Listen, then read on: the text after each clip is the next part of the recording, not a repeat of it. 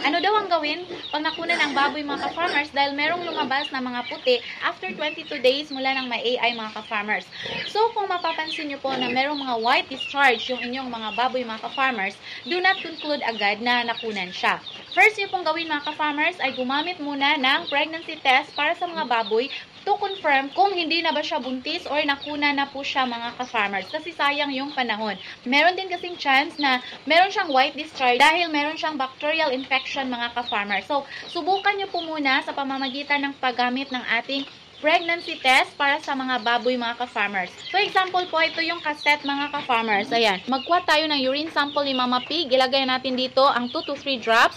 At kung makikita natin dito yung dalawang linya na pula, meaning buntis po siya. So, sana naman po, hindi siya nakunan. Kunan nyo po siya ng pregnancy test every day. Kasi ito po, accurate siyang magbigay ng result 20 to 30 days po. So, within 1 week na pagkuha nyo po, kung palaging positive pa po yung resulta, so meaning hindi lang po siya nakunan mga ka-farmers. So yan po, kaya para sa mga ka-farmers natin na gustong mag-try ng ating pregnancy test, maglalagay lang po ako ng link sa ibaba or sa yellow basket.